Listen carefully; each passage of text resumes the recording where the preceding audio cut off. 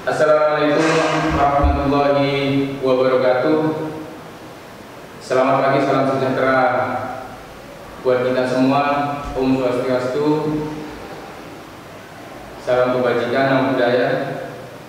Yang terhormat Bapak Kepala Sekolah SMK Negeri 8 Kota Malang, yang kami hormati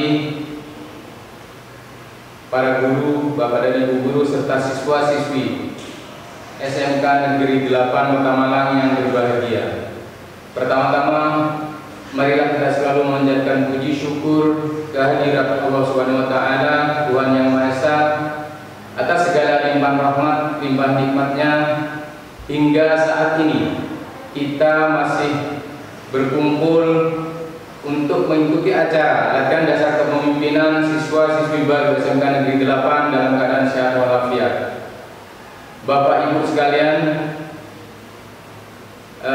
saya mewakili dan Ramil Blimbing sebelumnya menyampaikan permohonan maaf beliau karena beliau tidak bisa menghadiri acara ini karena ada tugas yang tidak bisa ditinggalkan, di mana beliau harus hadir mengikuti rapat di Pemkot berkaitan dengan situasi pandemi yang saat ini terjadi di negeri kita. Beliau menitip salam kepada siswa-siswi SMK Negeri 8. Sekiranya acara ini bisa bermanfaat, bisa berjalan dengan baik dan lancar, dan tentunya bisa memberikan manfaat baik kepada diri pribadi siswa tersebut maupun kepada sekolahan ataupun kepada lingkungan, tentunya umumnya kepada bangsa dan negara. Itu yang perlu saya sampaikan, pesan dari beliau. Sekali lagi permohonan maaf dari beliau, mudah-mudahan silaturahmi ini tetap berjalan sampai kapanpun. Bapak Ibu sekalian dan siswa-siswi SMK Negeri 8 yang tercinta, saya hadir di sini tentunya timbul pertanyaan siapa yang hadir di situ. Makanya ada pepatah mengatakan tak kenal maka tak sayang. Tentunya sebagai orang Timur, ya, kita budaya Timur tentunya harus permisi non sewu itu tidak boleh ditinggalkan. Itu karakter bangsa Indonesia, dan karakter seperti itu tidak ada di negara lain. Ya, Slonomboy kalau di luar negeri. Karena saya lama di luar negeri, ada beberapa tahun di Lebanon dan di tempat-tempat lain, sehingga perbedaan-perbedaan karakter seperti itu yang tidak ada, yang tidak ditemui di sana. Hormat menghormati tidak ada. Untuk itu saya memperkenalkan diri, nama Abdul Wasid, ya. Kalau pangkat mungkin rekan-rekan adik-adik semua tahu, mungkin ada yang bapaknya tentara atau mbah nenek moyangnya tentara atau mungkin temannya tentara. Ya, pangkat saya Sesar Mayor, ya. Bukan mayor, kalau mayor berarti tinggi di sini, karena ada seksanya berarti di sini. Nah, langsung ke tempat tanggal lahir saya 75, mungkin kalau dihitung-hitung secara matematika pasti itu sekitar umur 45 mau menginjak 46, ya. Terus kesatuan saya di Ramil Blimbing, keluarga anak satu. Alamat saya di Jalan Bumi Krisna, Mangliawan Lembit. Monggo bapak-bapak ibu sekalian, adik-adik sekalian, kalau pas lihat saya di jalan ataupun lewat di daerah Mangliawan, monggo silakan mampir. Asik gitu, nggak apa-apa. Ya, karena nggak mungkin saya bisa mengenal siswa-siswi sekian ribu, siswa-siswi baru sekian ribu ini nggak mungkin saya bisa mengenal. Tapi kalau adik-adik semua, bapak ibu semua mungkin bisa mengenal saya. Terus nomor HP tetap untuk pengalaman tugas. Kenapa saya sampaikan di sini? Mudah-mudahan pengalaman ini menjadi motivasi,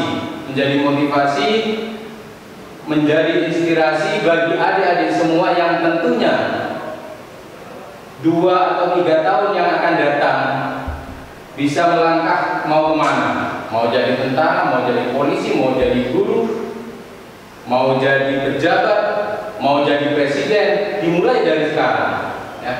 Jadi saya tugas Timur tahun 95-96. Ini yang sangat berkesan sekali. Mungkin nanti ada kaitannya, korelasinya dengan materi.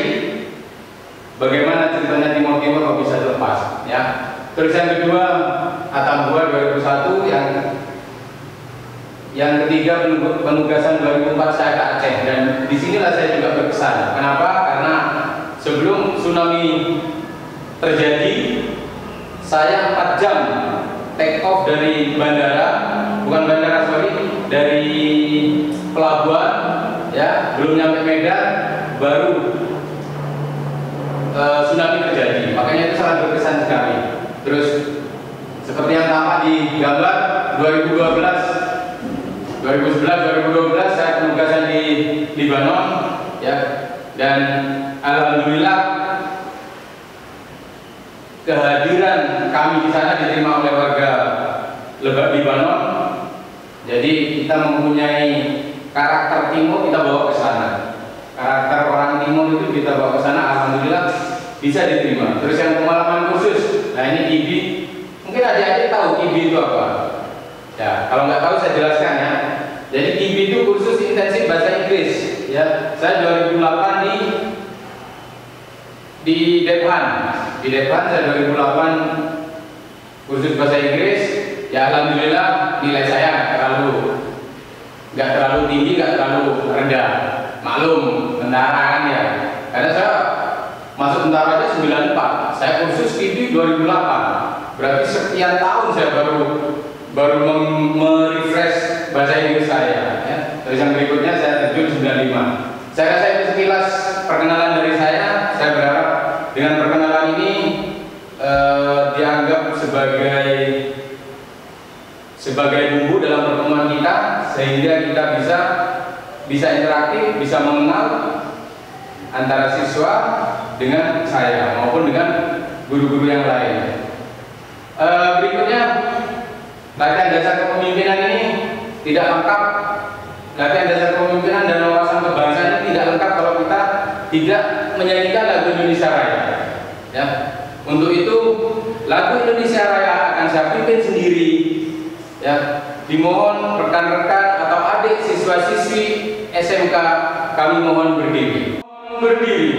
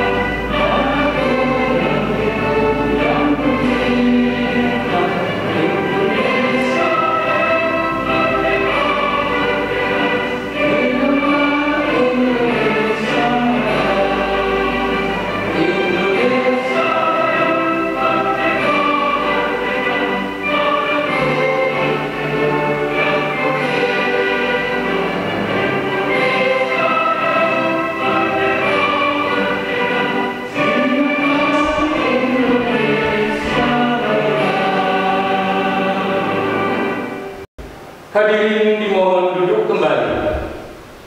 Baik, siswa-siswi sekalian, kalian merupakan penerus bangsa. Tampuk pimpinan 10 tahun yang akan datang, 15 tahun yang akan datang berada di pundak kalian semua. Ya, berada di pundak kalian semua. Tapi tidak bisa Anda raih secara instan. Maukah Anda mau jadi bupati, mau jadi gubernur, bahkan mau jadi presiden, mau jadi guru. Ketika mulai sekarang Anda sudah lengah-lengah, leha-leha, sudah santai, tidak mau lari untuk mengejar, untuk mau bersaing, mustahil tampuk pimpinan itu akan berada di pundak kalian.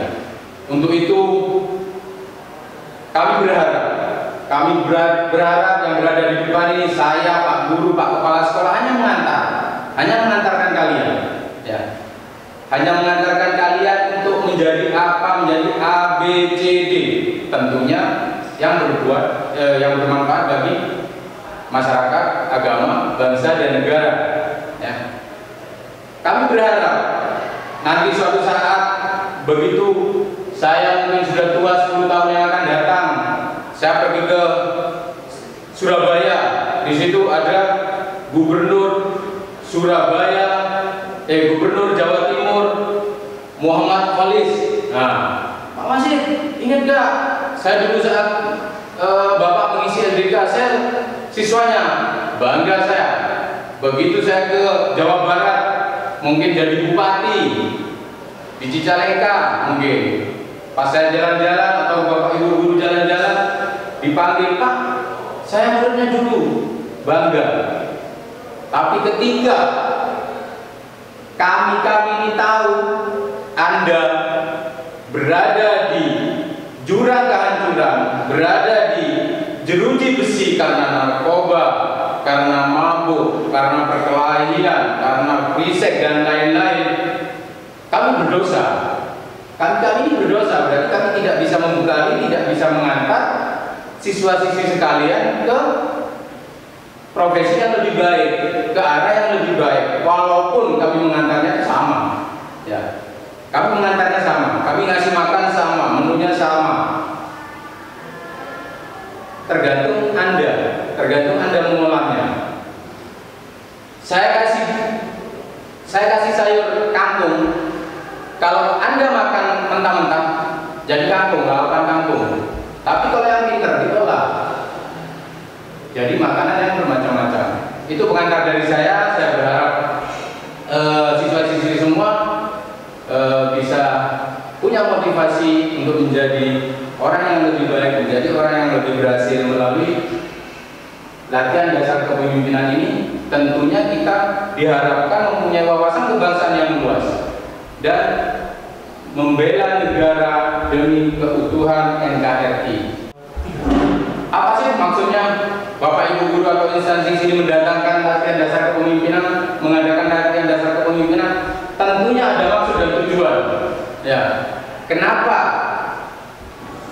LDK itu sangat penting? Karena apa? Latihan dasar kepemimpinan dan wawasan kebangsaan itu punya maksud dan tujuan agar siswa-siswi semua mempunyai wawasan tentang kebangsaan, ya, mempunyai dasar-dasar kepemimpinan, bagaimana itu pemimpin yang baik, bagaimana pemimpin itu yang disegani oleh anak buahnya, bagaimana pemimpin itu yang bisa berhasil, bagaimana pemimpin itu yang menjadi panutan bagi anggotanya. Itu tujuannya, maksud dan tujuannya, sehingga pemimpin yang berkepribadian dan berakhlak mulia dan beranak mulia, disiplin, terampil dan berjiwa kesatria, itu mempunyai rasa cinta tanah air, rasa cinta tanah air yang tinggi, ya, sehingga kebinekaan yang ada di Indonesia ini tidak dipermasalahkan, mau suku, mau ras, mau agama, mau bahasa, itu perbedaan dianggap sebagai kekayaan bangsa Indonesia, bukan suatu permasalahan. Apa sih wasbang itu? Wawasan kebangsaan. Wawasan kebangsaan terdiri dari dua kata, yaitu wawasan dan kebangsaan. Wawasan itu kalau secara harfiah yaitu pandangan, memandang. Bagaimana cara memandang itu? Bagaimana cara kita memandang sesuatu, dan tentunya kita bisa menghargai apa yang kita pandang dan bisa memelihara apa yang kita pandang. Dalam hal ini wawasan kebangsaan tentunya kita harus bisa mempunyai wawasan, mempunyai pandangan terhadap kebangsaan Indonesia ini yang terdiri dari beribu-ribu pulau, berjuta-juta bahasa, beribu-ribu suku dan ras, dan bermacam-macam agama. Sehingga seperti yang saya sampaikan tadi, perbedaan itu yang menjadi motivasi kita dan harus kita jaga. Tidak mungkin orang luar Jawa terus suruh kamu harus bisa bahasa Jawa, nggak mungkin. Ya, suku Sunda, kamu kok gitu harus pakai bahasa Sunda. Misalnya orang luar harus pakai bahasa Sunda, ya nggak mungkin. Kita hargai perbedaan. Ya, jadi negara itu ibaratnya negara itu ibaratnya bangunan, ya. Negara itu ibaratnya bangunan ditopang oleh beberapa pilar, ya. Ada beberapa pilar yang kita bangun, yang kita topang, sehingga negara itu kuat, tidak mudah dirobohkan, tidak mudah diserang, dan tidak mudah juga dihancurkan oleh negara lain. Makanya kita harus punya wawasan dulu, wawasan kebangsaan.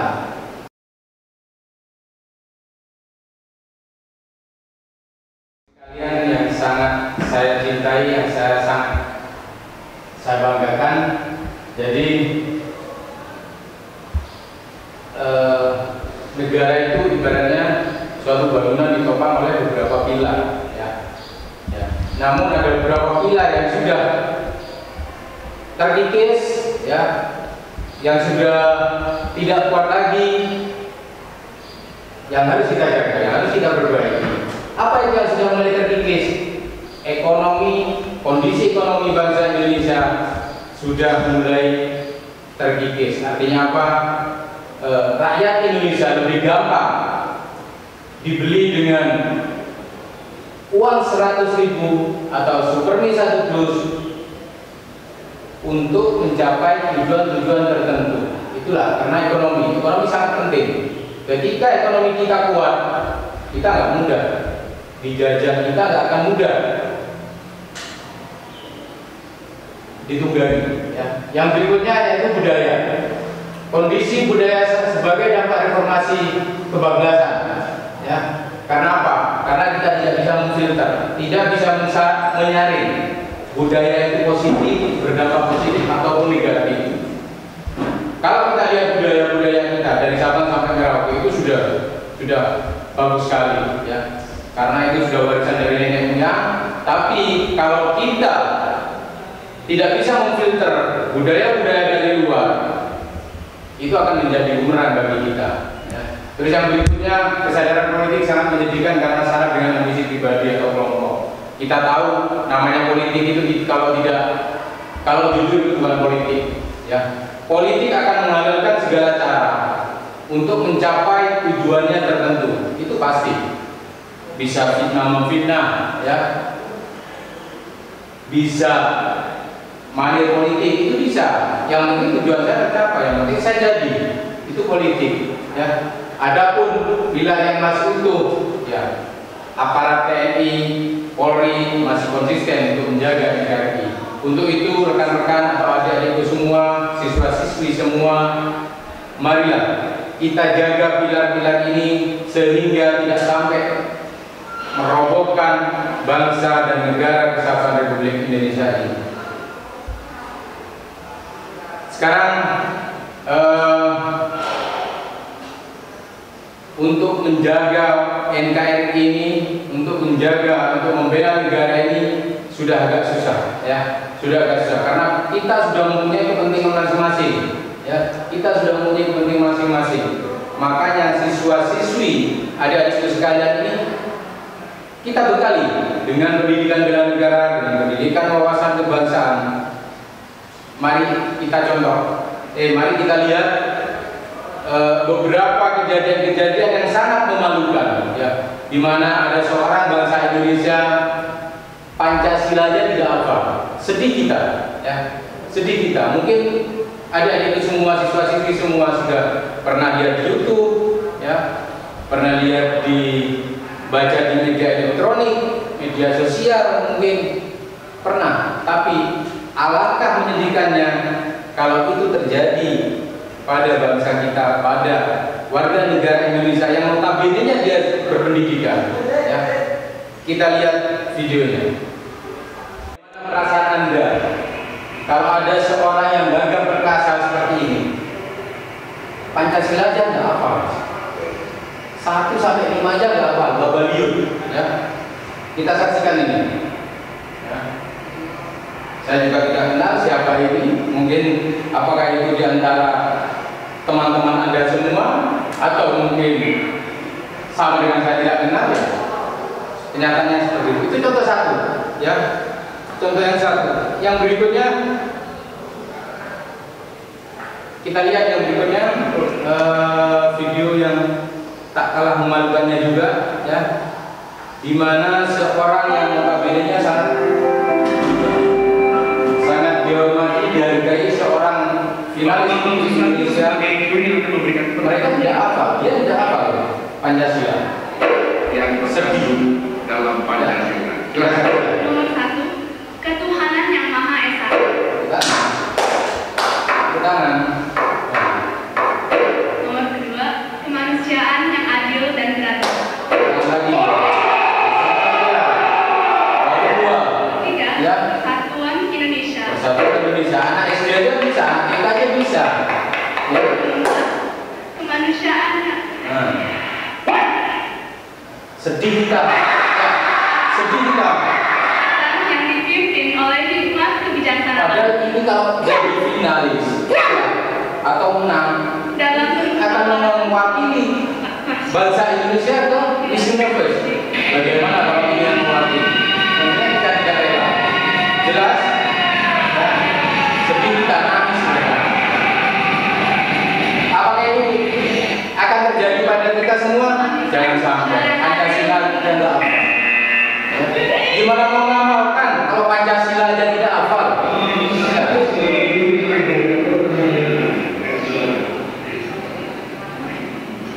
Ya, kita lihat sampai selesai.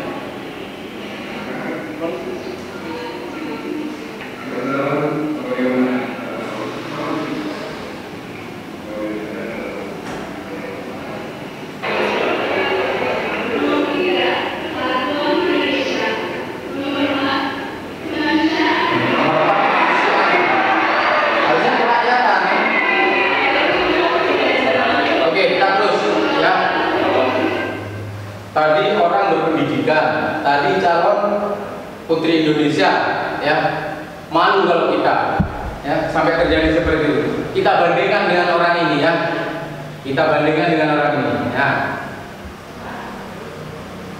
Terbuka mata hati kita.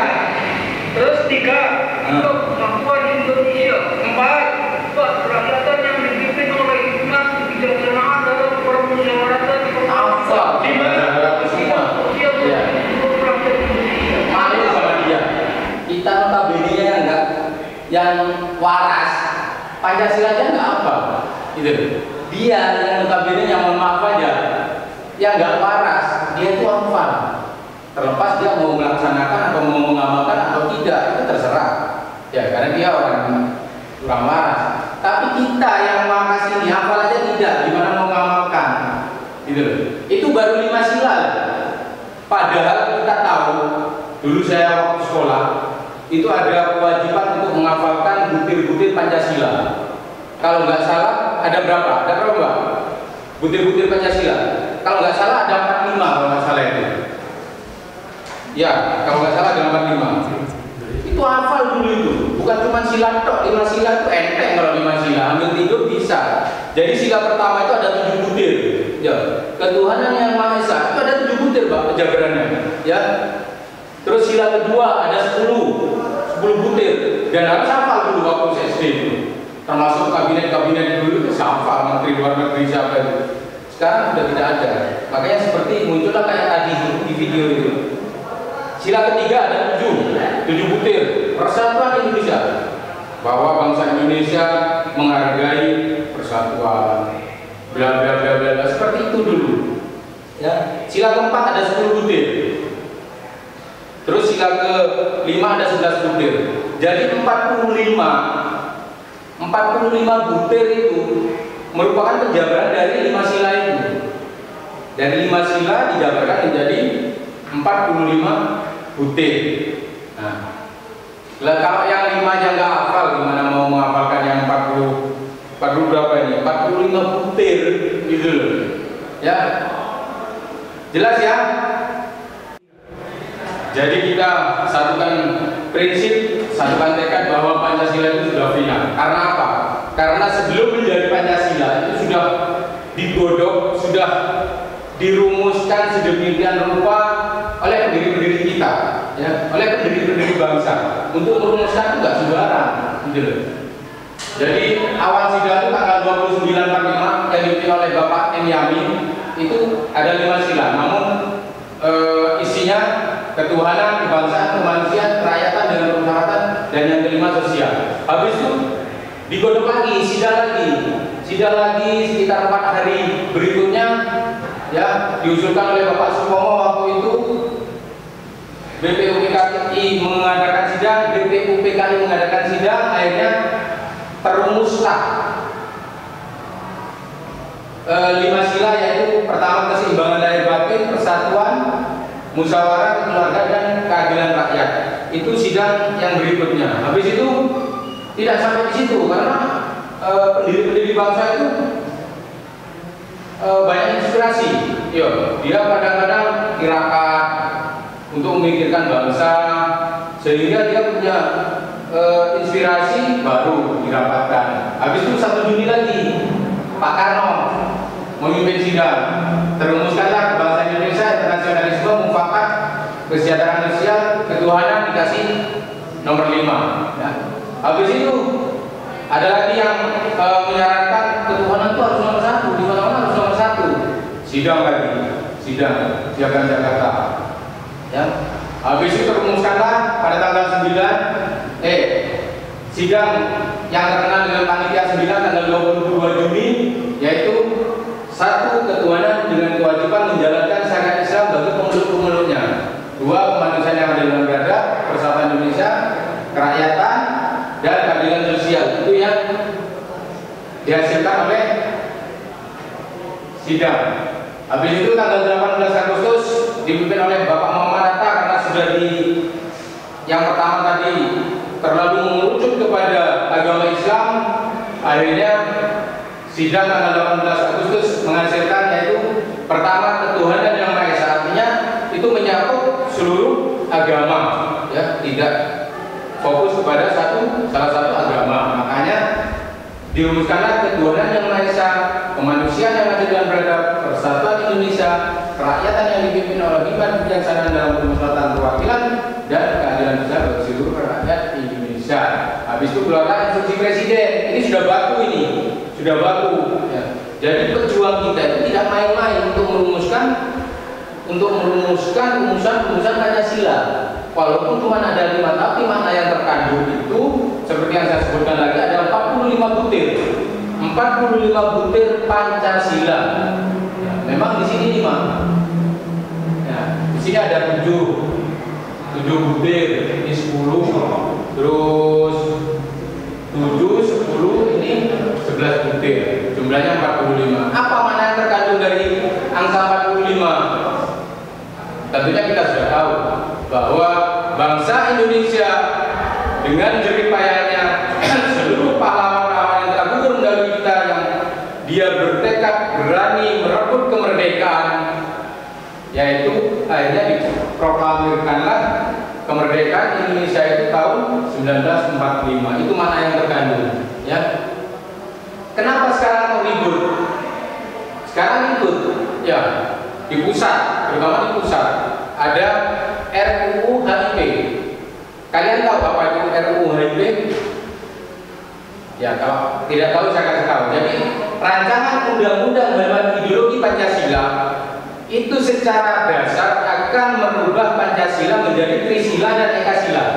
Nah, ya, ini yang 5 ini, ya, mau dirubah menjadi Trisila dan Ekasila.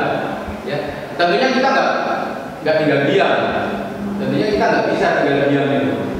Pancasila itu sudah yakin, sudah bisa mencakup seluruh warga negara Indonesia. Kalau kita rubah lagi pasti banyak lagi kontroversi yang timbul. Untuk itu bagi kita jangan sampai terjadi. Pancasila tidak boleh dirubah menjadi Trisila dan Ekasila, ataupun RUU HIP, rancangan undang-undang haluan ideologi Pancasila, tidak boleh disahkan. Ya. Kemarin di Jakarta, walaupun pandemi, banyak warga Indonesia yang melakukan aksi untuk menolak RUU HIP.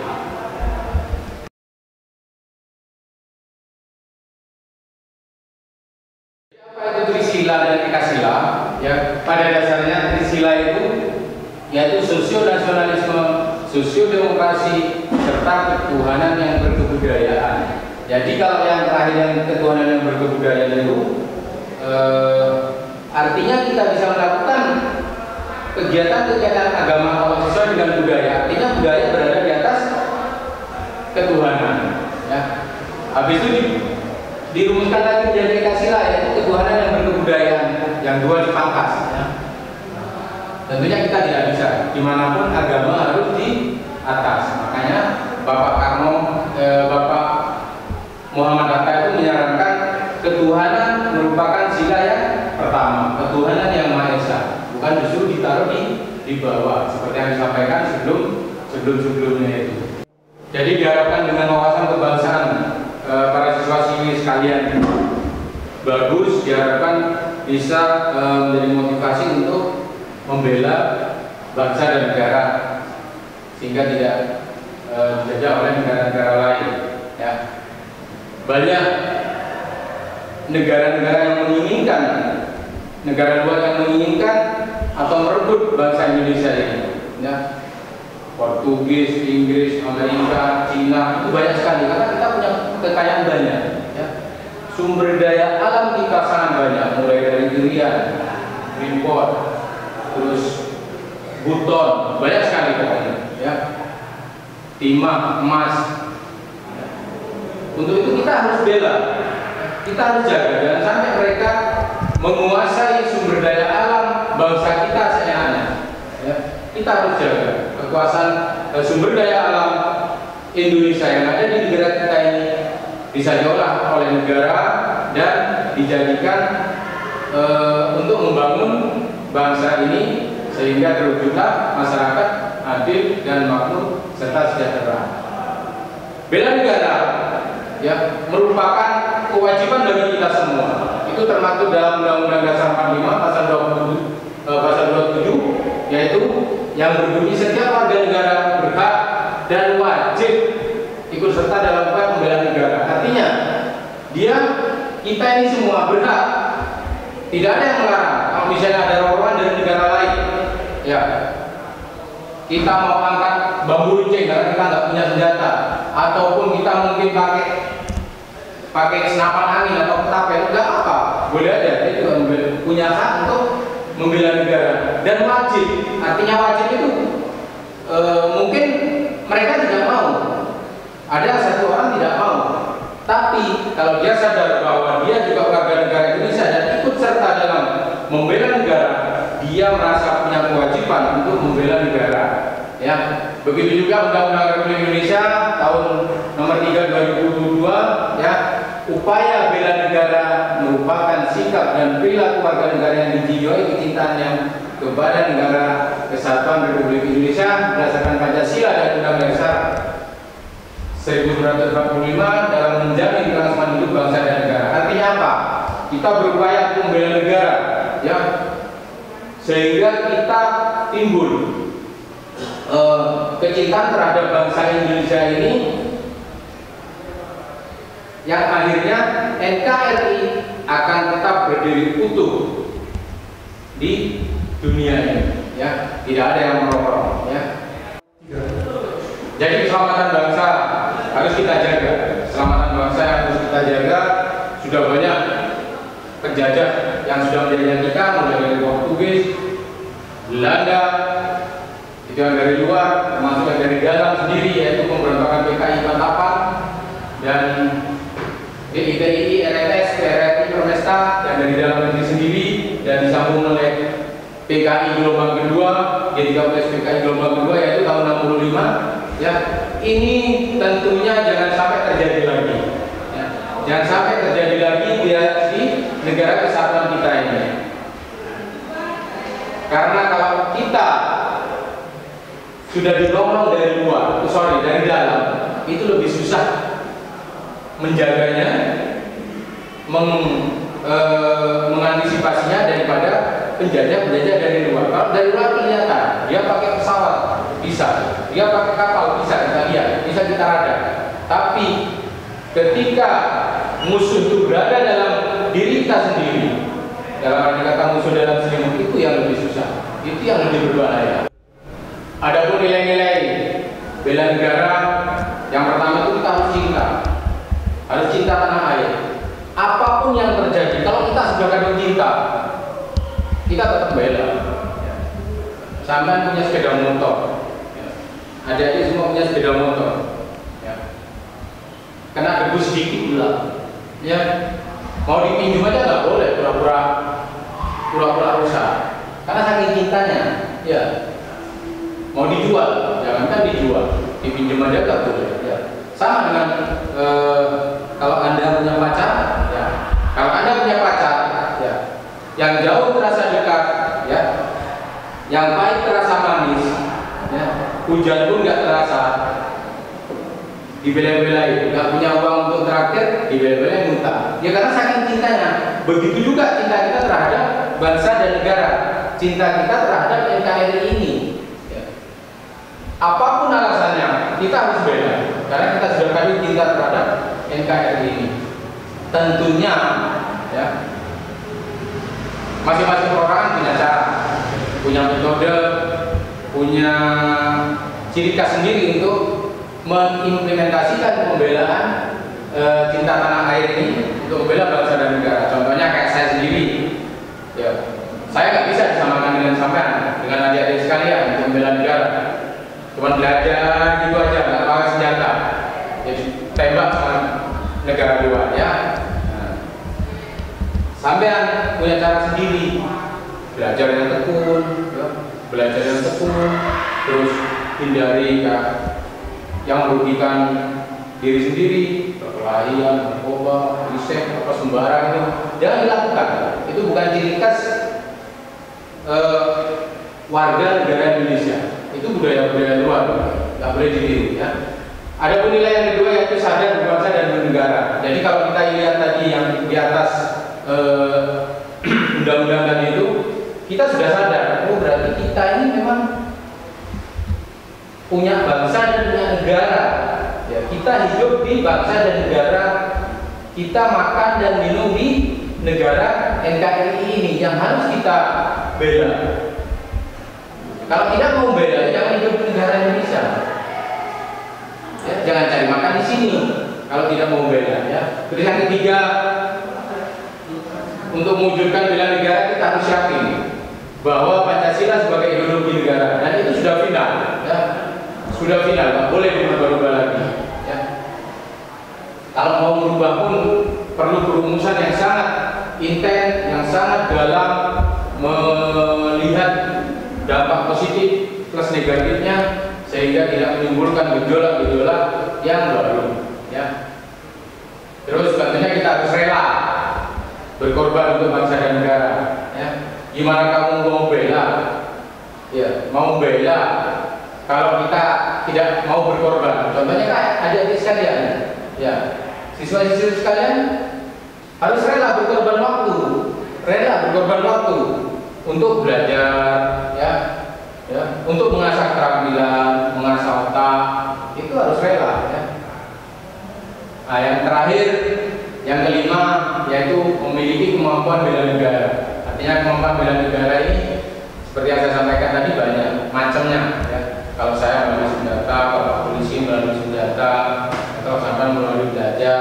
Tapi di samping itu, sampai harus juga punya kemampuan untuk membela, ya, membela negara. Dia punya kemampuan bela diri atau lain halnya. Mungkin bisa juga tinju atau apa, sama rasa sendiri, sehingga terjawablah poin 5 ini, memiliki kemampuan awal bela negara. Baik, siswa-siswiku sekalian, nampaknya sudah agak down ini, ya, ibaratnya lampu sudah agak redup ini. Gimana kalau kita berdiri dulu, ya, kita fresh, kita refresh, kita teriak yel-yel yang dari saya, nggak susah, gampang sekali, ya. Ketika saya teriak Indonesia, Anda jawab Pancasila, ya, sambil mengepalkan tangan kanan ke atas. Kalau saya teriak Pancasila, Anda jawab Indonesia. Jelas? Oke. Pancasila. Indonesia. Indonesia. Pancasila. Terima kasih. Artinya apa? Pancasila dengan Indonesia tidak boleh dibeda-bedakan. Ya.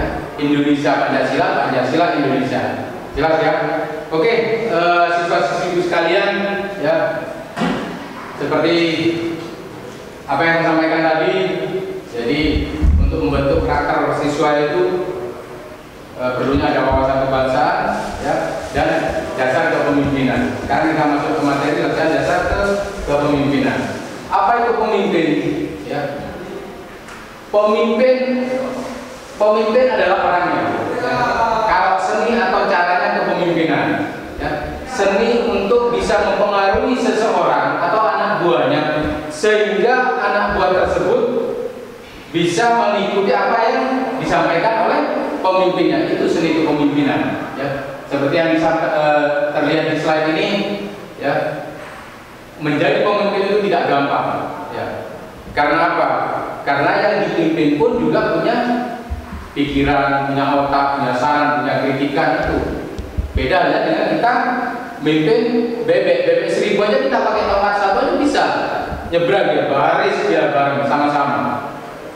Tapi kalau kita memimpin orang, memimpin anggota kita, lebih sulit dari seperti yang saya sampaikan tadi. Untuk itu kita sebagai pemimpin harus punya asas-asas kepemimpinan, ya, asas-asas kepemimpinan. Apa itu asas kepemimpinan? Banyak sekali asas, dasar, prinsip itu banyak sekali kalau kita mau belajar masalah kepemimpinan. Tapi yang ada di dalam kami di TNI itu ada 11 asas kepemimpinan, ya. 11 asas kepemimpinan itu tidak bisa dipisah-pisahkan. Seorang pemimpin punya 10 asas, satu tidak punya, tidak akan berjalan dengan baik, ya. Seorang pemimpin punya 5 kemampuan untuk memimpin, tapi yang 6 tidak dia kuasai, tidak akan bisa. Namun apapun kemampuannya seorang pemimpin, namanya pemimpin itu manusia, tidak akan sempurna, pasti ada salah dan kritik, itu sudah biasa, ya. Untuk itu akan saya jelaskan 11 asas kepemimpinan, ya, yang perlu saya berikan kepada adik-adikku semua, ya. Suatu saat Anda menjadi pemimpin, ini sedikit banyak bisa membantu. Apa itu asas kepemimpinan? 11 itu. Yang pertama takwa, ya. Takwa sama dengan Pancasila. Pancasila menempatkan ketuhanan yang Maha Esa di sila pertama, sama dengan asas kepemimpinan. 11 asas kepemimpinan yang pertama adalah takwa. Karena kalau kita bertakwa, ya, dengan kita bertakwa, insya Allah itu menjadi rel, ya, akan menjadi rel-rel kita dalam memimpin, ya. Kalau kita takwa, kita mau berbuat senonoh atau mau berbuat curang aja mikir, ya. Itu yang pertama. Terus yang kedua, ingat sing tulodo, ya. Ingat sing tulodo itu Bapak tahu apa artinya? Ingat sing tulodo? Ini orang Jawa. Ini orang berpendidikan, ini pasti bisa.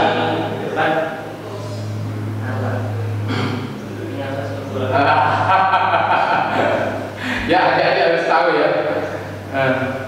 Jadi ingat satu tulodo itu, jadi dia menjadi contoh dari yang belakang. Artinya seorang pemimpin akan menjadi contoh bagi yang dipimpin, ya. Makanya segala tindak tanduknya seorang pemimpin pasti akan dilihat sama yang dipimpin, sama anak buahnya. Seorang guru misalnya, guru boleh bilang, "Woi, kamu nggak boleh merokok," ya. Tapi ketika seorang murid, seorang siswa itu melihat guru itu merokok, "Lah, bapak aja merokok, melarang saya merokok." Nah itu. Ya. Yang ketiga, Imam Bangun Karso, ya, di tengah-tengah itu selalu berada di tengah-tengah dia, mau senang, mau susah, ya.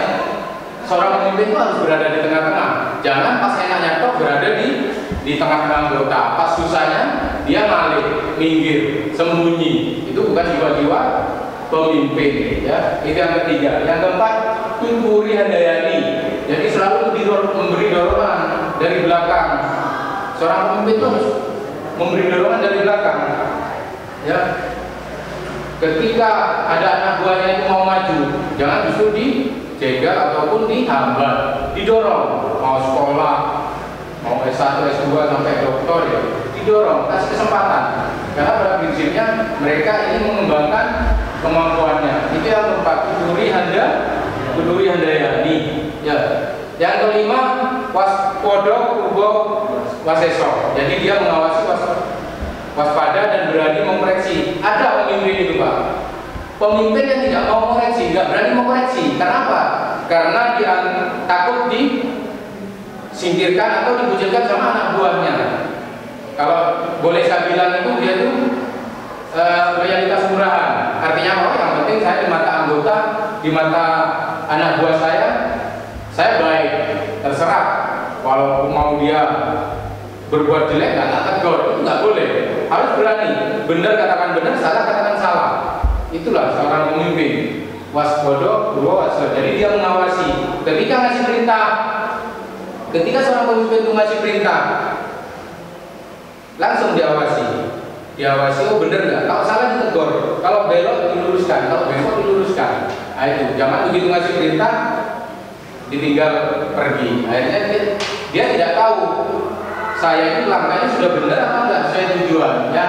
Yang keenam, ambek promo atau memilih yang salah dan yang benar seperti yang tadi itu.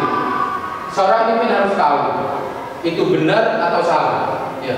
Ataupun abu-abu. Kalau salah, katakan itu salah. Walaupun itu orang yang terdekat dengan kita, walaupun orang itu baik dengan kita, kalau dia salah. Kalau dia benar, kasih reward. Tapi kalau dia salah, kasih punishment. Itu baru pemimpin, ya, berani ya. Terus yang ketujuh, 11 atas kepemimpinan yang ketujuh yaitu prasojo. Prasojo itu sederhana. Jadi bagaimanapun anggota atau anak buahnya misalnya kita ini punya kemampuan punya mobil atau apa, jangan ditunjukkan di depan anggota, ya. Jangan ditunjukkan di depan anak buah. Hiduplah sederhana, itu seorang pemimpin, ya. Terus yang kedelapan, satya loyal kepada pimpinan, ya. Artinya loyal itu bukan ngatok ya, bukan ngatok atau bukan biar kita nginjak teman sudah kita naik, bukan seperti itu maksudnya.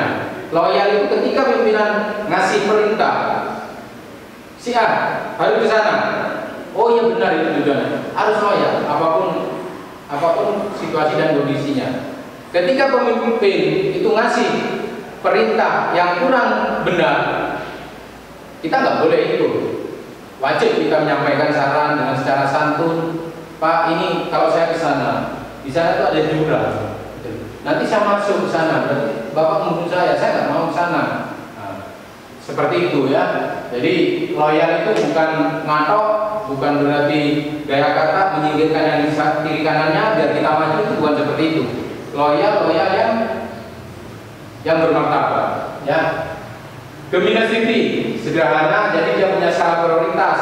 Ini dominasi ini sederhana dan skala prioritas artinya dalam organisasi itu tentunya membutuhkan budget dana. Si A menyarankan ini, si B menyarankan ini, si C menyarankan ini. Kita harus, seorang pemimpin harus tahu. Oh ini urgensinya sekian, tingkat urgensinya sekian, sehingga pemimpin itu bisa mengambil mana yang diprioritaskan, skala prioritasnya. Ya, terus yang ke-10 belaka tulisannya, ya, mau dan berani bertanggung jawab apa yang dilakukan anak buahnya. Seorang pemimpin harus berani menanggung risiko. Ya, anak buahnya salah, dibela artinya keluar dibela, tapi tetap punishment, tetap pembinaan tetap dilakukan. Ya. Terus kalau ada anak buah salah, tidak boleh dibiarkan begitu saja. Ya. Kesalahan seorang anak buah itu merupakan kesalahan pimpinan juga.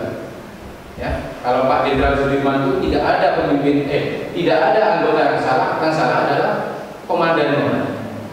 Ya, salah komandannya. Terus yang terakhir, ya 11-nya yaitu legowo, rela ikhlas menyerahkan jabatannya kepada siapapun. Ingat, pangkat, jabatan, ya, harta itu merupakan titipan. Suatu saat apa yang kita kenakan, apa yang kita sandang, apa yang kita jabat, sekarang ada waktunya. Tentunya itu kita harus legowo, harus rela dan harus ikhlas. Ya, siapa tahu nanti 10 atau 20 tahun yang akan datang, ya, di kota wali kota Malang sampean salah satu di antara 1000 orang bisa jadi ya ketua DPR Kota Malang, mungkin dari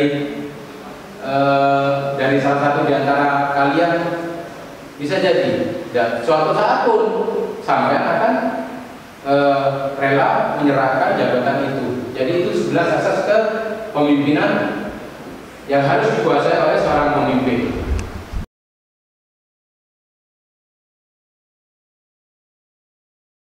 Ya, sekarang kita lanjutkan lagi bahwa masa-masa SMA, SMK itu sebetulnya masa yang sulit bagi saya, bagi kita. Karena apa? Kalian akan melangkah, apakah kalian kuliah, cari kerja atau apa? Kalian tidak bisa leha-leha, ya. Kalian tidak bisa leha-leha. Untuk mencapai tujuan itu sebagai siswa banyak ancamannya. Dan ini bukan merupakan ancaman siswa aja, bukan hanya merupakan ancaman anak sekolah, namun juga merupakan ancaman bangsa. Ya, yang pertama media sosial. Ya. Media sosial itu kalau kita cerdas, ya, menggunakan media sosial, mereka atau media sosial itu akan menjadi pembantu, akan menjadi pendorong bagi karir kita, bagi kehidupan kita. Tatkala kita tidak bisa selektif, tatkala kita tidak pintar, tatkala kita tidak memfilter media sosial itu, tidak cerdas menggunakannya, maka itu akan menjadi bumerang bagi kita semua. Ya. Kita lihat contoh, ya. Lihat beberapa contoh, ya. Gara-gara media sosial, ujung-ujungnya masuk penjara, masuk bumi. Ya. Tentunya menjadi penyesalan. Karena apa? Karena undang-undang ITE itu, ya, nomor 11 tahun 2008 itu sudah resmi, ya. Akhirnya banyaklah kasus-kasus dari warga Indonesia itu karena tidak cerdas, tidak pintar memanfaatkan menggunakan medsos, akhirnya terperangkaplah undang-undang ITE. Kita lihat contohnya Pak Berita Mulyasari, ya. Itu hanya mengeluhkan lewat email aja, hanya mengeluh aja, mengeluh perawatan. Akhirnya dianggap mencemarkan nama baik suatu rumah sakit. Akhirnya ya kena juga. Itu Alexander Aan, ini seorang pegawai negeri sipil, menghina dengan agama. Ini sudah masuk ke SARA. Terus ini mahasiswa Florence Yobin yang membuat status penghinaan yang menyangkut nama baik orang Jogja, akhirnya juga tercakup pelanggaran ITE. Yusnia sama, ini yang mungkin familiar sekali bagi kita, Buniani, ya. Pasal yang dilanggar oleh Buniani adalah pasal 28 ayat 2 tentang undang-undang ITE, ya. Ini beberapa contoh. Ini cuma sedikit, ya. Sedikit kejadian yang bisa saya tampilkan, padahal banyak sekali orang yang melanggar ITE akhirnya berurusan dengan hukum. Namun kita tidak perlu takut dalam menggunakan medsos, ya, baik itu Facebook, WA, Instagram, dan lain sebagainya. Tapi kita harus punya trik dan tip, ya. Contohnya, ada orang menghina kita atau komen di status kita misalnya. Kita nggak boleh emosi. Kalaupun emosi, langsung tutup sosmed itu. Nggak usah pegang lagi sosmed. Biar aja dulu. Alas, anggap aja angin lalu kan gitu. Itu trik yang pertama. Terus yang kedua, ketika kita berbicara di sosmed, ya, jangan sekali-sekali menimbulkan sara, suku, agama, ras, ya, itu nggak boleh. Karena Seperti yang saya sampaikan tadi bahwa Indonesia ini terdiri dari beberapa suku, agama, ras. Mungkin bagi kelompok kita yang biasa, tapi bagi kelompok lain itu akan menyinggung perasaannya, makanya nggak boleh. Ya. Terus yang ketiga triknya, hindari kata-kata kasar. Sebetulnya kalau kata-kata kasar itu nggak cuma di medsos saja ya, di gini aja nggak boleh kata-kata kasar. Kenapa? Itu akan mencerminkan pribadi kita, ya, akan mencerminkan pribadi kita. Kita suka misuh gitu, suka ngomong cuk-cuk gitu, itu nggak boleh, ya. Ya, makanya nggak boleh. Terus jelas yang keempat, hindari pornografi. Karena apa? Itu sudah jelas di undang-undang ITE itu. Yang nyerempet-nyerempet aja nggak boleh, apalagi yang jelas vulgar, itu nggak boleh. Ya, terus yang berikutnya, memang itu dunia maya. Ya. Tapi dunia maya sama dengan dunia nyata. Artinya apa? Kalau dunia maya, ya, murni dunia maya itu kita tidak bisa dicari, Pak. Tapi kalau sama dengan dunia nyata, sekarang sampai berada di dunia maya, sebentar lagi Anda berada di dunia nyata. Kalau nggak percaya, ya, sampai macam-macam di medsos, ya, Anda akan ditangkap saat itu juga oleh pihak keamanan. Itu maksudnya, ya, dunia maya sama dengan dunia nyata. Artinya sampai bertengkar di dunia maya sama aja dengan bertengkar di dunia nyata, ya. Sampai Anda hari bertengkar itu sama dengan offline. Bertengkar offline dengan tatap muka, wis itu pokoknya, makanya hindari. Ya, terus yang terakhir,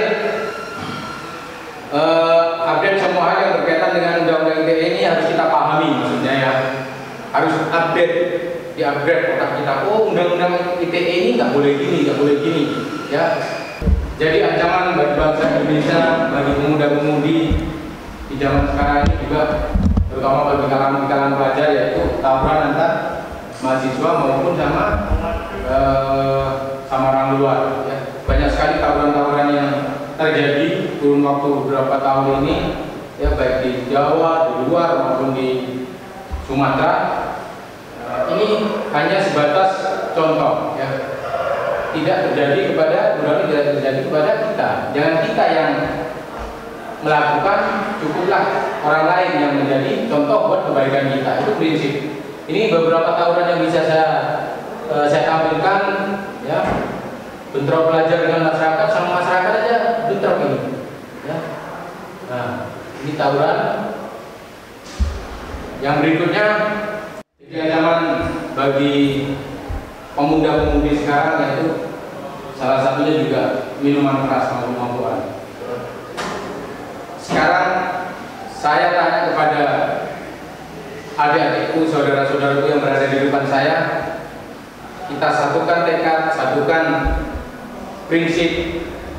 Siapa yang tidak setuju kalau mabuk-mabukan atau minuman keras itu merugikan?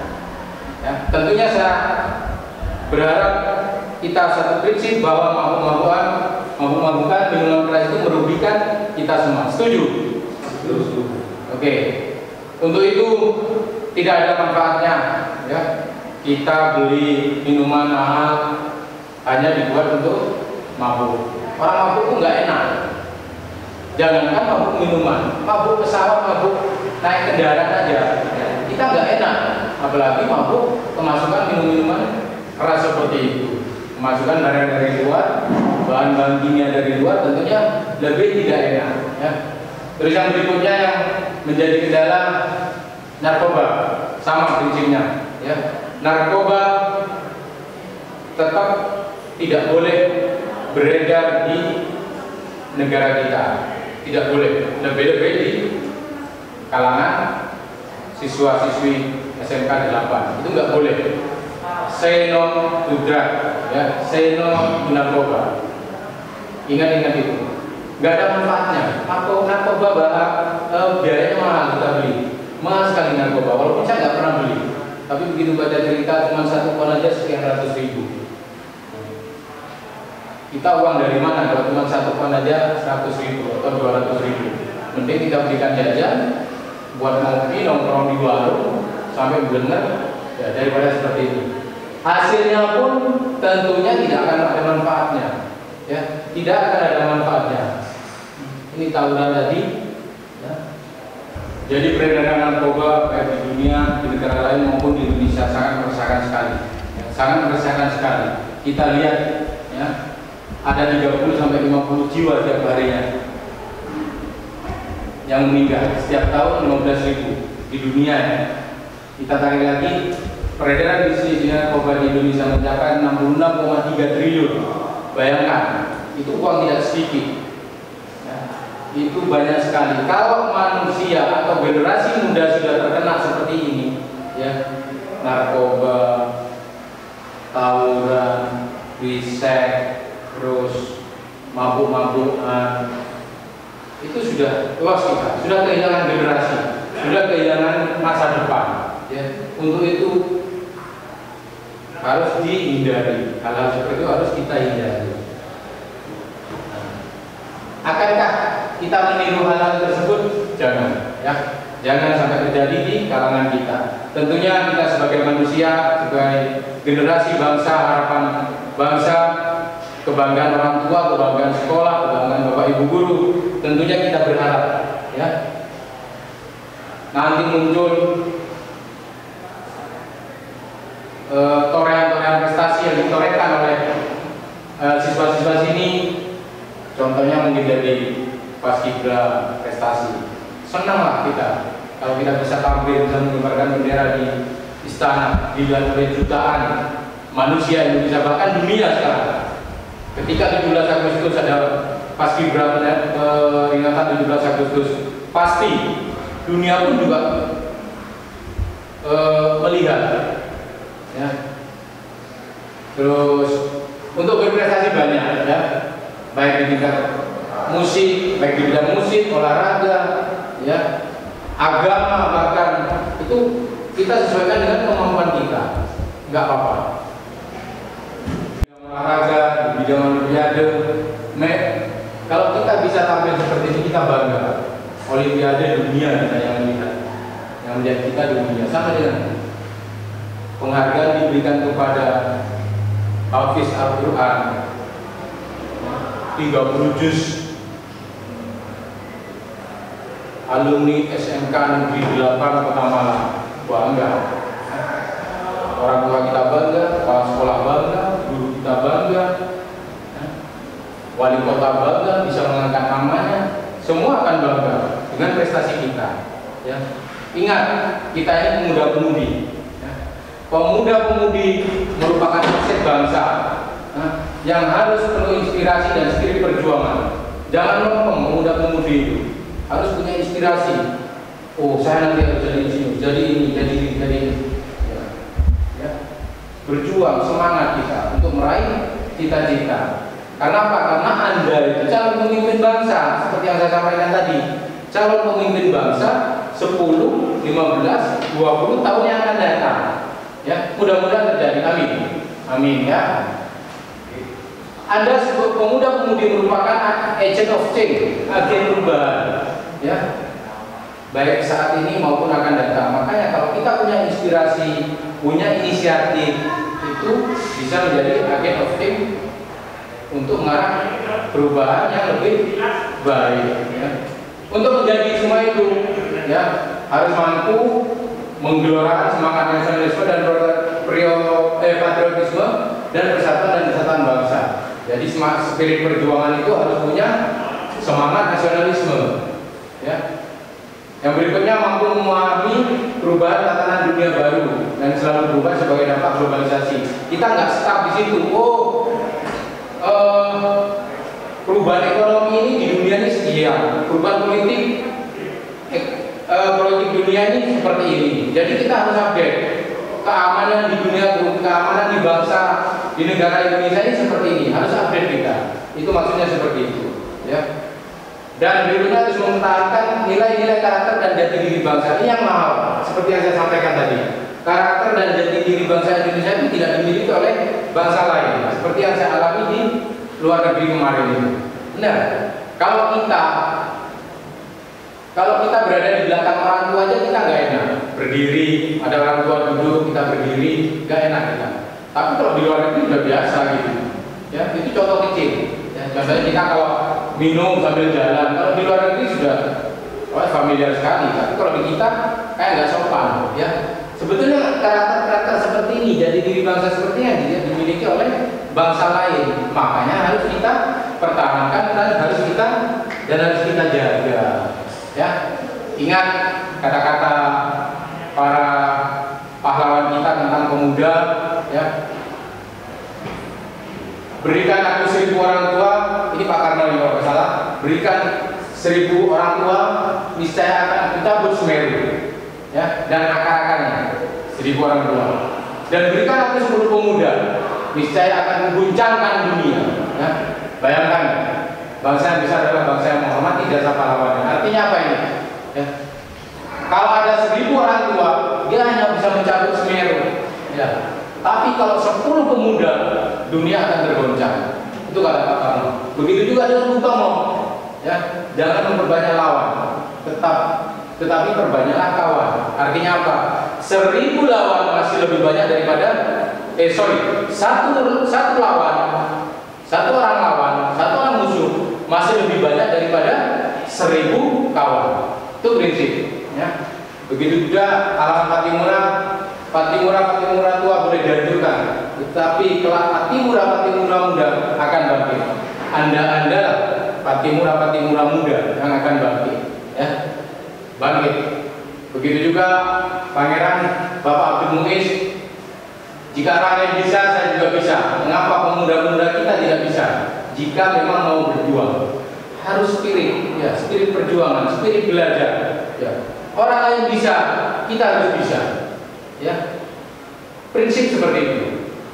Jangan, waduh, orang lain bisa, saya nggak mungkin bisa. Belum apa-apa sudah down, belum apa-apa sudah pesimis. Nggak boleh kalau Pak Abdul Muiz ya. Kalau orang lain bisa, kita harus bisa. Begitu juga Bapak Cokroaminoto. Jika kalian ingin menjadi pemimpin besar, menulislah seperti wartawan dan bicaralah seperti orator. Artinya apa? Jangan pasif kita itu, jangan pasif. Pulang kerja, tidur, capek. Masuk kerja, buka laptop, ya, gitu aja. Berpikir, ya, nulis. Layaknya wartawan, ya, orasilah, layaknya orator. Sehingga kita itu bisa menjadi pemimpin. Gak ada pemimpin yang diam-diam toh pasif itu nggak ada. Pasti dia sudah berusaha keras belajar, ya. Jadi saudara-saudaraku, adik-adikku, siswi SMK Negeri 8, ya.